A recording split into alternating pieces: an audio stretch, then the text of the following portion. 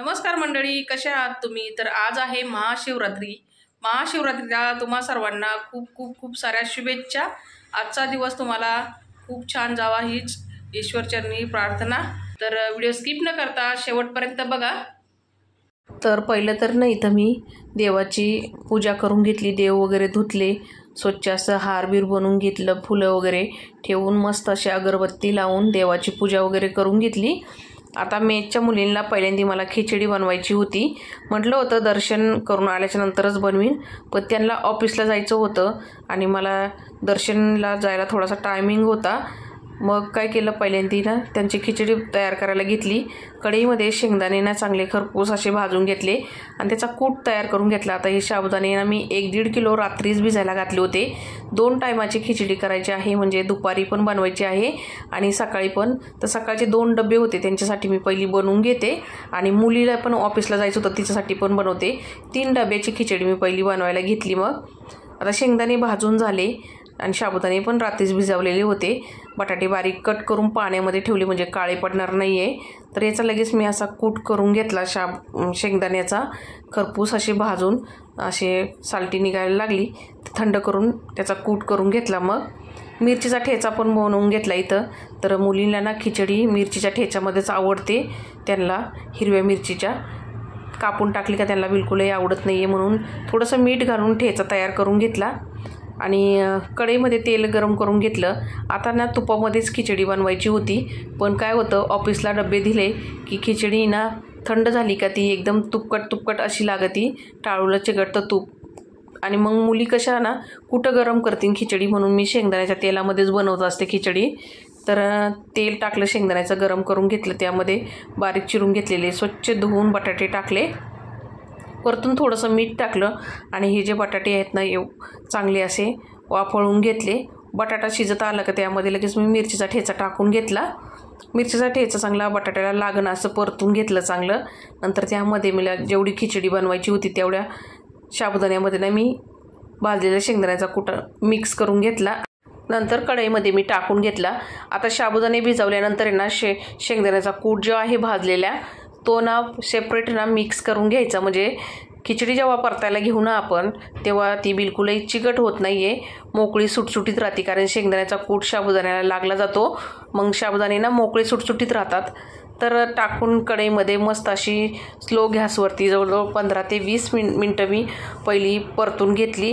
कारण की काय होतं, मग गॅस जर फास्ट ठेवला आणि साबुदाणे परतायला घेतले तर साबुदाणे ना खाली जळतात आणि वरती खिचडी कच्चीच राहते.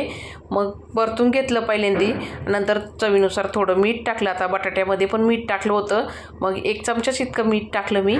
आता इथं जवळजवळ मला ना अर्धा तास मी जवळजवळ ही खिचडी परतत होते, कारण जास्त क्वांटिटी होती खिचडीची म्हणून. आता इथं खिचडी आपली चांगली परतली गेलेली आहे, तुम्ही बघू शकता कलर चांगला चेंज झाला आहे. आता थोडीशी ना अजून वाफ देण्यासाठी मी झाकण देऊन ठेवली आणि झाकण उघडून बघा मस्त अशी खिचडी जी आहे ती शिजली गेलेली आहे, मोकळी सुटसुटीत अशी खिचडी आपली तयार झाली. आता खिचडी इथं तयारच झालेली आहे मंडळी. तर मला आता मेच्या मुलींचे डबे भरून द्यायचे आहे, नंतर आम्हाला जायचं आहे दर्शनासाठी, कारण की ना खूप उशीर झालेला आहे. आम्ही सकाळीच गेलतो दर्शनाला. तर इथं बघा तयारी झाली सृष्टीची, दीदीची आणि माझी. आज मी साडी घातलेली आहे, म्हटलं मंदिरात जायचं आहे, चला आज साडी घालावं. मग लगेच निघालो आम्ही दर्शनासाठी, कारण मुलीला जायचं होतं ऑफिसला. तर मग पटकनी म्हटलं पहिलं दर्शन घेऊन यावा.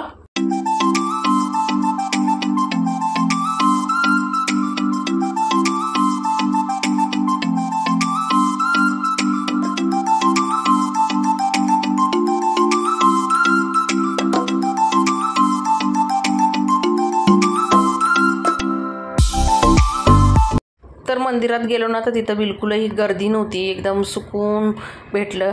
कारण की गर्दी असल्यावर ना पटापट आवरून बाहेर निघावं लागतं दर्शन घेऊन. तर आज हे ना एकदम खाली मंदिर होतं, तर एवढे कोणी गर्दी नव्हती, कारण आम्ही सकाळीच गेलो होतो त्यामुळं. तर आहे ना आम्ही इथं दर्शन वगैरे घेतलं, मी दर्शन घेतलं, दीदीनी पण घेतलं, सृष्टीनी पण घेतलं दर्शन.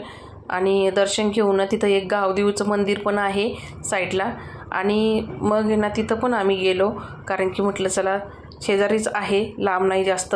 मग तिथं पण आम्ही दर्शनासाठी गेलो. तर आता इथं सर्वांचंच आमचं दर्शन झालं चांगलं निवांत. थोड्या वेळ तिथं आम्ही थांबलो पण.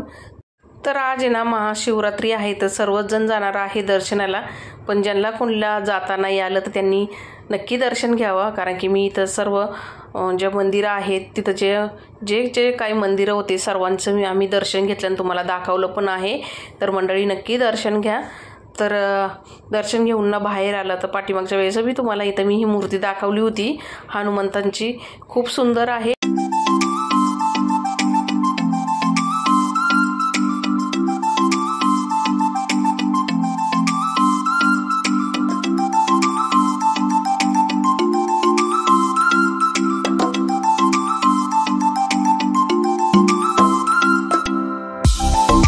आता आमचं इथलं दर्शन आवरलं होतं, तर आता आम्हाला जायचं होतं विठ्ठल रुक्माईच्या मंदिरामध्ये. विठ्ठल रुक्माईचं मंदिर जे आहे ना ते रस्त्यातच पडतं. चला म्हटलं जाता जाता तिथं पण दर्शन घ्यावं. तर आम्ही तिघींनी पण तिथं दर्शन घेतलं. मग आलो आम्ही कलिंगड घ्यायला, कारण की आज उपवास होता. तर चला म्हटलं एक कलिंगड घ्यावा. तर इथं बघा त्या ताईंची मुलगी आहे, पाठीमागच्या व्हिडिओमध्ये तुम्हाला दाखवलीच होती मी, ती एकदम चुलबुली आहे. तर त्या आहेत ना, कॅमेरा त्यांच्याकडे गेला का त्या लगेच पळायला लागल्या, कारण ना प्रत्येकालाच व्हिडिओमध्ये यायला आवडत नसतं आणि सवय नसती त्यांना. पण त्यांचं असं काही म्हणणं नाही आहे. त्या पाठीमागच्या वेळेस पण आल्या होत्या व्हिडिओमध्ये आणि मग त्यांच्याकडून एक कलिंगड घेतलं आणि कलिंगड घेऊन त्याला पण व्हिडिओमध्ये घेतला आज मी. तर आज आम्ही दर्शन घेऊन घरी आलेलो आहे मंडळी. मुलीला जायचं आहे ऑफिसला, तर तिची पण तयारी झालेली आहे. तर ती बाय करून ऑफिसला गेली आणि मला पण पुढचे कामं करायचे होते भरपूर सारे. तर मंडळी आपले आता दर्शन पण झालेलं आहे. दीदी गेली ऑफिसला, खिचडी पण झालेली आहे आणि मेजच्या मुलीला पण दिली खिचडी. तर हा होता आजचा आपला एक छोटासा व्हिडिओ. तुम्हाला कसा वाटला ते कमेंटमध्ये लिहायला विसरू नका आणि सगळ्यांना महाशिवरात्रीच्या खूप खूप खूप साऱ्या शुभेच्छा. चला भेटूया पुढच्या व्हिडिओमध्ये. धन्यवाद.